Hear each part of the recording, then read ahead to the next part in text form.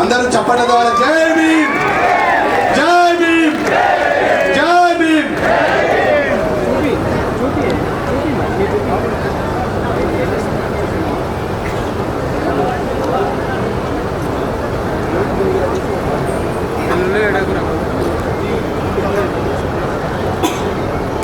Doctor Babasaheb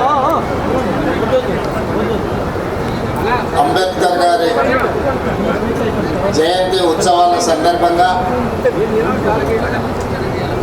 రాష్ట్ర ప్రభుత్వం తరఫున మిత్రులు, సహచర మంత్రివర్గ సభ్యులు అట్లూరి లక్ష్మణ్ గారు బాబాసాహెబ్ జన్మదిన కార్యక్రమాలను రాష్ట్ర ప్రభుత్వం తరఫున ఏర్పాటు చేసి ఈ కార్యక్రమానికి నాతో పాటు సోదరిమణి ధనసరి అనసూయ సీతక్క గారిని, హైదరాబాద్ ఇన్ఛార్జ్ మంత్రివర్యులు మిత్రులు పొన్నం ప్రభాకర్ గారిని, ఖైరతాబాద్ శాసన సభ్యులు మాజీ మంత్రివర్యులు మిత్రులు దానం నాగేందర్ గారిని, శాసన మండలి సభ్యులు అద్దంకి దయాకర్ గారిని, అదేవిధంగా శాసన సభ్యులు డాక్టర్ కవ్వంపల్లి సత్యనారాయణ గారిని, అదేవిధంగా తుంగతుర్తి శాసన సభ్యులు మందుల సామ్యుల్ గారిని, జూబ్లీ హిల్స్ శాసనసభ్యులు నవీన్ యాదవ్ గారిని, అదేవిధంగా సికింద్రాబాద్ మాజీ పార్లమెంట్ సభ్యులు అత్యంత సీనియర్ నాయకులు, జంట నగరాలలో మాజీ పార్లమెంట్ సభ్యులు అంజన్ కుమార్ యాదవ్ గారిని, కార్పొరేషన్ చైర్పర్సన్ మిత్రులు ప్రీతం గారిని, మెట్టు సాయి గారిని, ఇతర కార్పొరేషన్ చైర్మన్లు పెద్దలు మోత్కుపల్లి నరసింహులు గారిని, ఇతర అంబేద్కర్ గారి అభిమానులు ఈనాడు ఈ కార్యక్రమంలో పాల్గొని అంబేద్కర్ గారి జయంతి ఉత్సవాలను తెలంగాణ రాష్ట్రంలో అద్భుతంగా జరుపుకోవడానికి విచ్చేసిన మీ అందరికీ మనస్ఫూర్తిగా ధన్యవాదాలు, కృతజ్ఞతలు తెలియజేస్తున్న మిత్రులారా, ఒక దేశం ఒక యుద్ధంలో శాంతియుతంగా రక్తం చిందకుండా యుద్ధాన్ని గెలవచ్చని మహాత్మా గాంధీ గారు నిరూపించారు. రవి అస్తమించని సామ్రాజ్యం ఉన్న బ్రిటిషర్స్ను శాంతి ద్వారానే, శాంతియుతమైన పోరాటం చేసి శాంతితోనే ఒక యుద్ధాన్ని గెలవచ్చు అని ప్రపంచ దేశాలకు చాటి చెప్పింది మహాత్మా గాంధీ గారైతే, ఆ గొప్ప దేశాన్ని అద్భుతంగా పరిపాలించవచ్చు, ప్రపంచ దేశాలకి ఆదర్శంగా అభివృద్ధి చేయొచ్చు. ముఖ్యంగా దళితులు, గిరిజనులు, ఆదివాసీలు, బలహీన వర్గాలు, మైనారిటీలు, మహిళలకు సమానమైన అవకాశాలు ఇవ్వడం ద్వారా ఈ దేశాన్ని అభివృద్ధి పదం వైపు నడిపించవచ్చు అని ఒక మార్గదర్శనం చేసిన గొప్ప ప్రపంచ మేధావి డాక్టర్ బాబాసాహెబ్ అంబేద్కర్ గారు అని చెప్పి మనం గర్వంగా చెప్పుకోవచ్చు. దేశ స్వతంత్ర పోరాటంలో మహాత్మా గాంధీ గారి పాత్ర ఎంత ఉందో, స్వతంత్రం వచ్చిన భారతదేశం ఈనాడు బలమైన దేశంగా ఎదగడానికి కారణం డాక్టర్ బాబాసాహెబ్ అంబేద్కర్ గారు. ఈ దేశానికి రెండు కళ్ళు, ఒకరు మహాత్మా గాంధీ గారు అయితే రెండవది డాక్టర్ బాబాసాహెబ్ అంబేద్కర్. ఈ విషయం మన దేశమే కాదు, ప్రపంచమే గుర్తించింది. ఈరోజు ప్రపంచమే స్వాగతం పలుకుతుంది అంబేద్కర్ గారి విధానాన్ని, అంబేద్కర్ గారి యొక్క ఆలోచన. డాక్టర్ బాబాసాహెబ్ అంబేద్కర్ గారు ఒకే ఒక్క మాట చెప్పారు, విద్య ఒక్కటే అన్ని సమస్యల నుంచి మిమ్మల్ని విముక్తి చేస్తుంది. విద్య ఒక్కటే మన జీవితంలో మార్పు తెస్తుంది. విద్య ఒక్కటే మన జీవితంలో వెలుగులను నింపుతుంది. విద్య ఒక్కటే సమాజంలో మనకు గుర్తింపు, గౌరవాన్ని, సముచితమైన స్థానాన్ని అందిస్తుంది అని చెప్పి డాక్టర్ బాబాసాహెబ్ అంబేద్కర్ గారు సంపూర్ణంగా విశ్వసించిండ్రు, నమ్మిండ్రు, వారు పాటించిండ్రు. ప్రపంచ దేశాలలో పేరెన్నిక కన్నా యూనివర్సిటీలలో చదువుకొని వచ్చిన డాక్టర్ బాబాసాహెబ్ అంబేద్కర్ ఆలోచన విధానమే ఈనాడు భారతదేశం యొక్క ఆలోచన. వారి ఆలోచన విధానమే ఈరోజు పల్లె పల్లెల్లో ప్రభుత్వం యొక్క ఆలోచన, ప్రజాపాలన యొక్క విధానము అని చెప్పి నేను వేదిక మీద నుంచి సవినయంగా మీ అందరికీ తెలియజేయదలుచుకున్న మిత్రులారా, ఈనాడు తెలంగాణ రాష్ట్రం రావడానికి ప్రధానమైన కారణం డాక్టర్ బాబాసాహెబ్ అంబేద్కర్ గారు రాజ్యాంగంలో పెట్టిన ఆర్టికల్ 3 ద్వారానే శ్రీమతి సోనియా గాంధీ గారు సాహసోపేతమైన నిర్ణయం తీసుకొని మన తెలంగాణ రాష్ట్రాన్ని ఏర్పాటు చేయడం జరిగింది. తెలంగాణ ఉద్యమంలో మీకు అందరికీ తెలుసు, దళితులు, గిరిజనులు, ఆదివాసీలు, బలహీన వర్గాలకు సంబంధించిన పిల్లలే పోరాటంలో ముందు భాగానే నిలబడడమే కాదు, ఆత్మ బలిదానాలలో వాళ్ళే ప్రత్యేకమైన పాత్ర పోషించి ఈనాడు తెలంగాణ రాష్ట్రాన్ని సాధించుకోవడంలో వాళ్ళు ప్రత్యేకమైన పాత్ర పోషించి వాళ్ళే కాదు. ఈనాడు గుర్తు చేసుకోవాల్సింది గద్దరన్న తిరగని గల్లీ ఉందా? గద్దరన్న గజ్జె కట్టి గొంగడి భుజాన్ని వేసుకొని తెలంగాణ ఉద్యమాన్ని ఉవ్వెత్తున లేపిన విషయం ఈ చరిత్ర, ఈ సమాజం మర్చిపోతుందని ఎవరైనా అనుకుంటే అది వాళ్ళు భ్రమనే. ఇప్పుడు మనం పాడుకున్న జయ జయ హే తెలంగాణ ఈ నినాదం రణ నినాదమై తెలంగాణ మారుమూల పల్లెల్లో మారు మోగి ఈరోజు తెలంగాణ రాష్ట్రాన్ని సాధించుకోవడమే కాదు, రాష్ట్ర గీతంగా అవతరించిన జయ జయ హే తెలంగాణ అందించింది అందశ్రీ మనవాడు కాదా? తెలంగాణ వచ్చిన 10 సంవత్సరాలలో ఈడున్న మిత్రులను, దళిత మేధావులను, ఆదివాసీ మేధావులను, గిరిజన మేధావులను, తెలంగాణ మేధావులను నేను అడుగుతున్నా, తెలంగాణ రాష్ట్రం వచ్చిన మొదటి 10 సంవత్సరాలలో ఉద్యమంలో ముందు భాగాన నిలబడ్డ వాళ్ళ పరిస్థితి ఎలా ఉండే?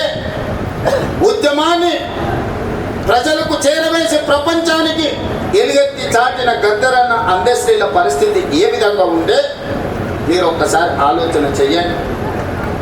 వారి ఎన్నికల వాగ్దానం ఉండొచ్చు, వాళ్ళు ఏమేమో చెప్పి ఉండొచ్చు, మంత్రివర్గంలో అయినా దళితులకు, గిరిజనులకు ఇచ్చిన స్థానం ఏందో మీరు ఒక్కసారి ఆలోచన చెయ్యండి అని చెప్పి నేను నా మిత్రులకు సవినయంగా విజ్ఞప్తి చేస్తున్నాను. మిత్రులారా, ఆనాడు మంత్రివర్గంలో ఉన్న స్థానం ఎంత, సంఖ్య ఎంత, ఏ జాతికి ఎంతుండేనో మీరు లెక్కేసుకోండి. ఈనాడు ఈ దళితులకు, గిరిజనులకు ఈరోజు మంత్రివర్గంలో ఉన్న లెక్కెంతనో మీరే లెక్కించి నాకు చెప్పండి.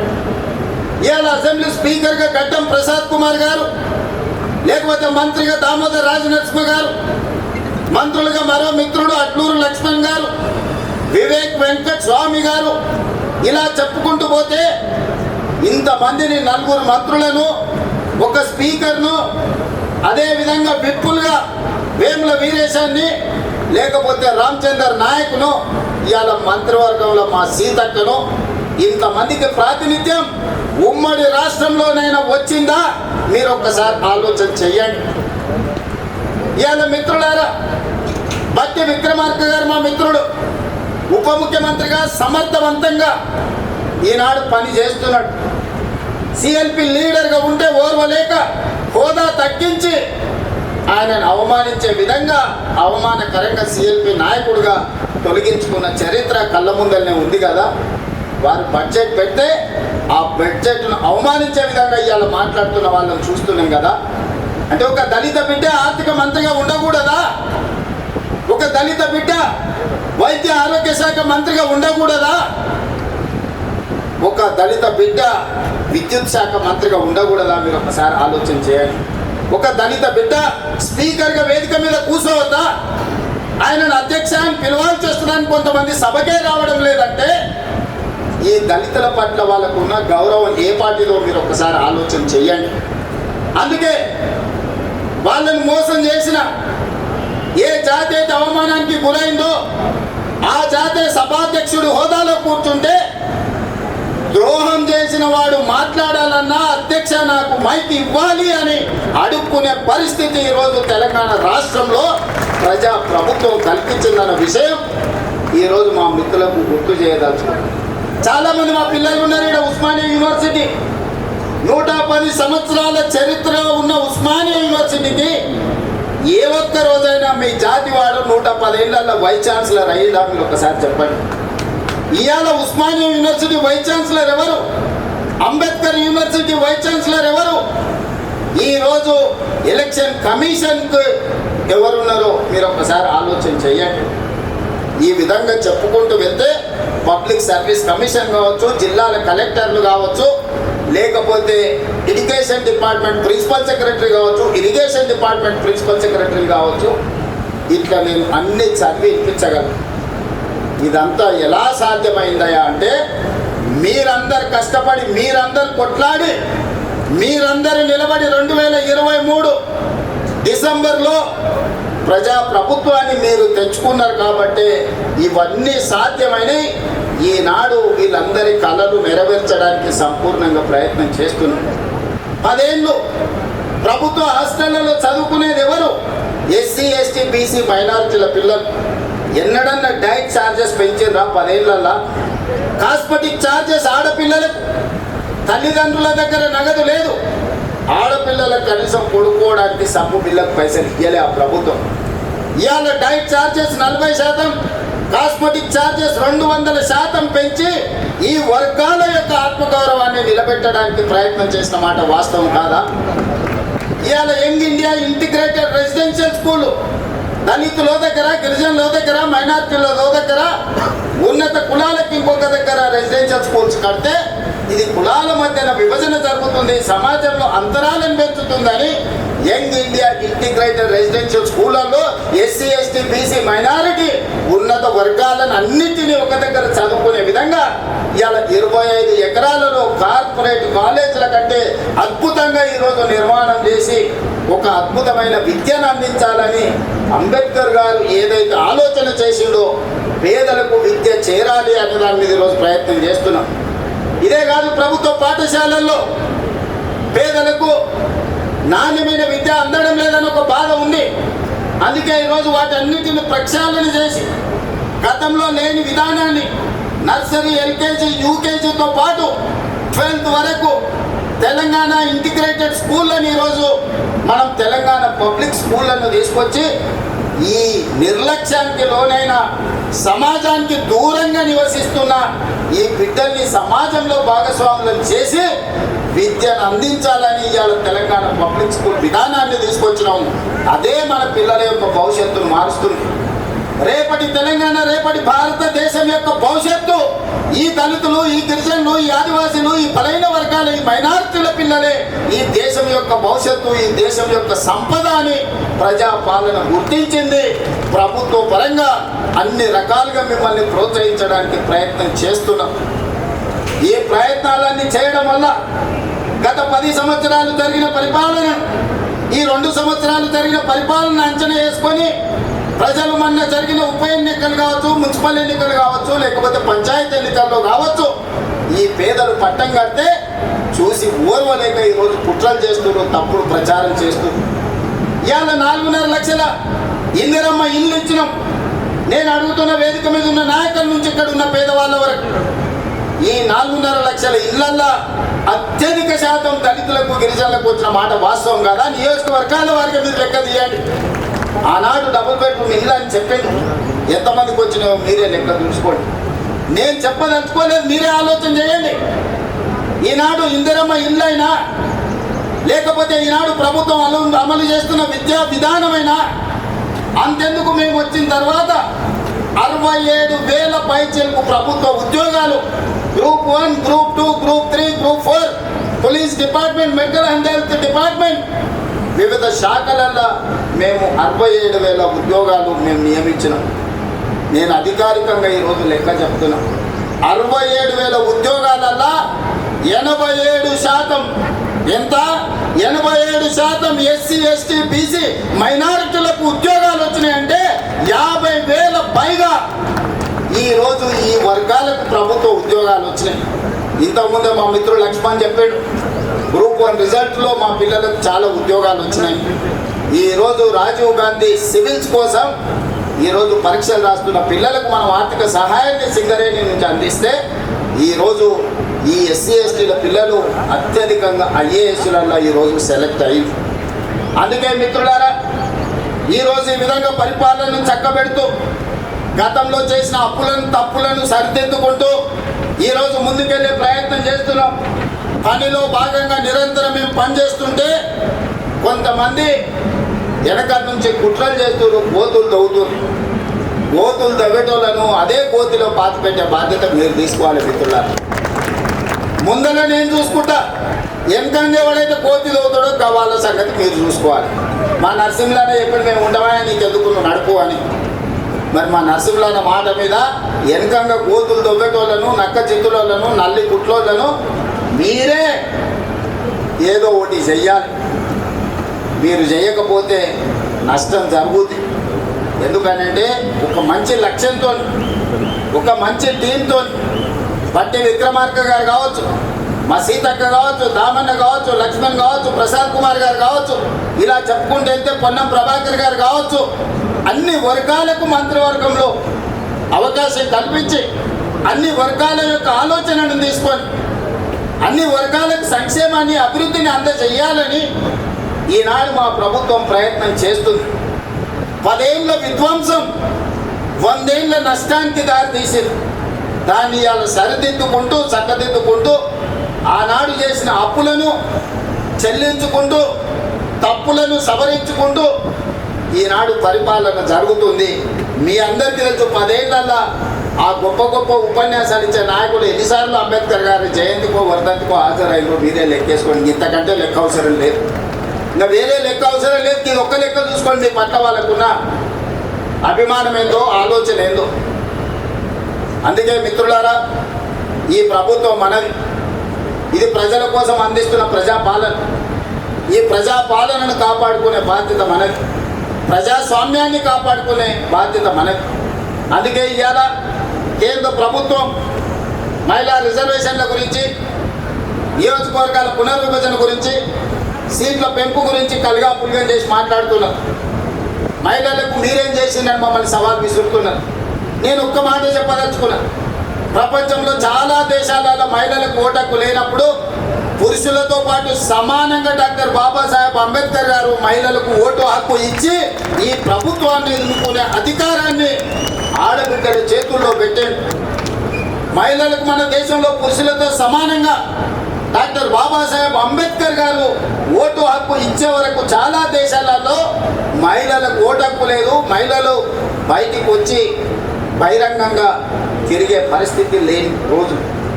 ఆ రోజుల్లోనే డాక్టర్ బాబాసాహెబ్ అంబేద్కర్ గారు మహిళలకు ఓటు హక్కు ఇచ్చి సమానమైన అవకాశాలను పురుషులతో పాటు సమానమైన విలువ ఆధారిత ఓటు హక్కునిచ్చారు. ఆ తర్వాత పంచాయతీరాజ్ కావచ్చు, మున్సిపల్లో కావచ్చు, మహిళలకు రిజర్వేషన్లు రాజీవ్ గాంధీ గారు అందించారు.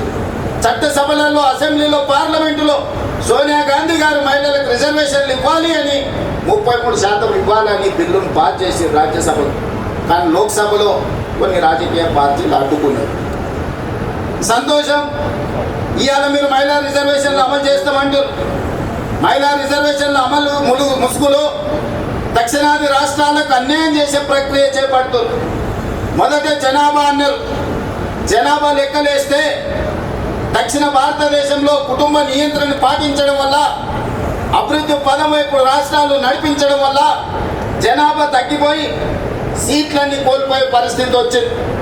దానికి అభ్యంతరం బలంగా వ్యక్తం చేస్తే ప్రోరేటా ప్రకారం, అంటే తామాషా ప్రకారం 543 సీట్లు ఈరోజు దేశంలో ఉంటే 50% సీట్లు 272 సీట్లు పెంచుతాం. అందులో ఏ రాష్ట్రంలో ఎంతుందో ఆ రాష్ట్రంలో అందులో సగం పెంచుతామని.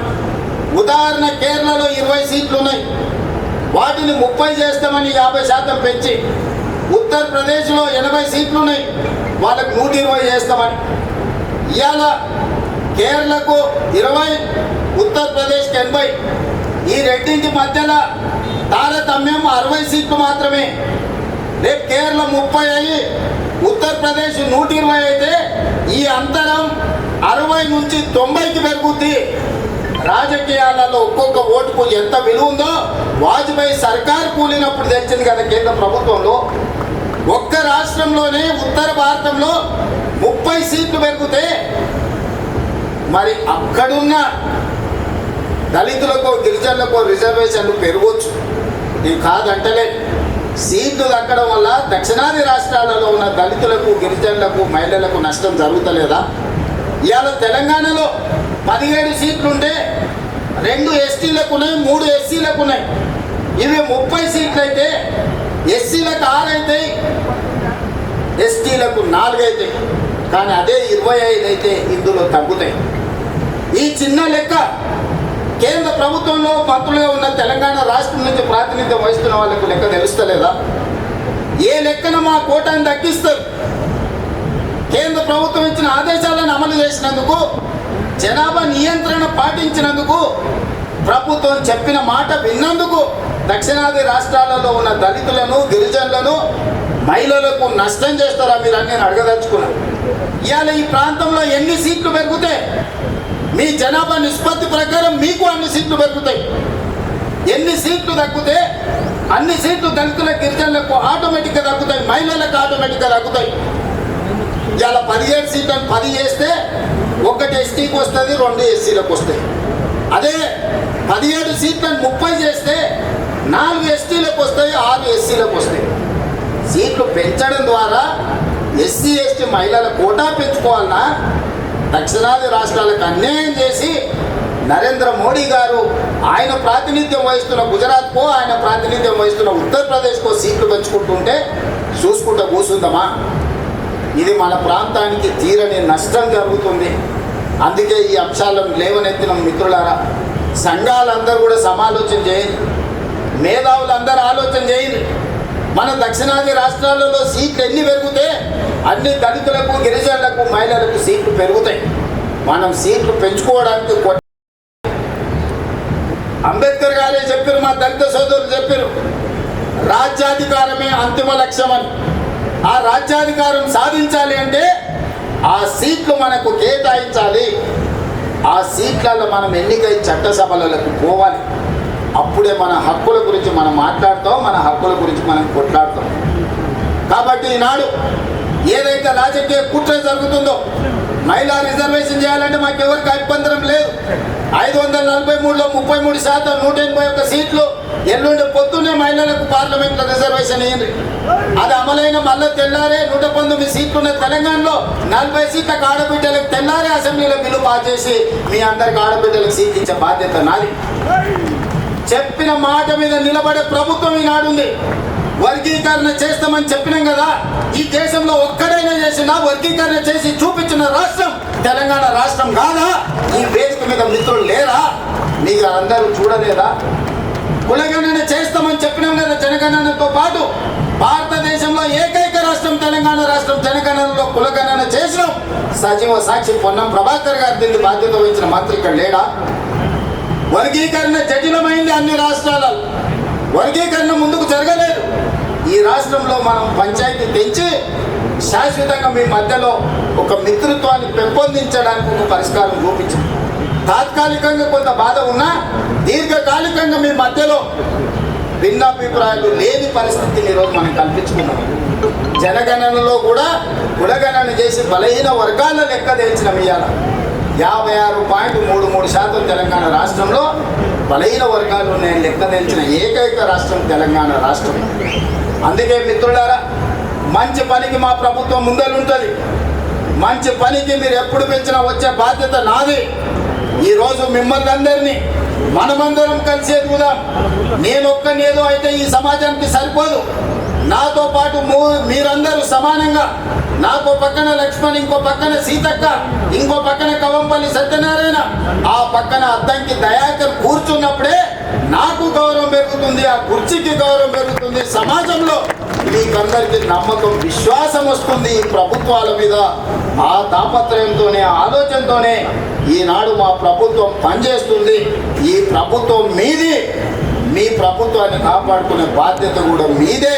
కాపాడుకున్న ప్రభుత్వాన్ని నిలబెట్టి పరిపాలన కొనసాగించాల్సిన బాధ్యత మీదే అని గుర్తు చేస్తూ మరొక్కసారి అంబేద్కర్ గారి జయంతి సందర్భంగా మీకు అందరికీ శుభాకాంక్షలు తెలియజేస్తూ సెలవు తీసుకుంటున్న మిత్రులారా, ధన్యవాదాలు.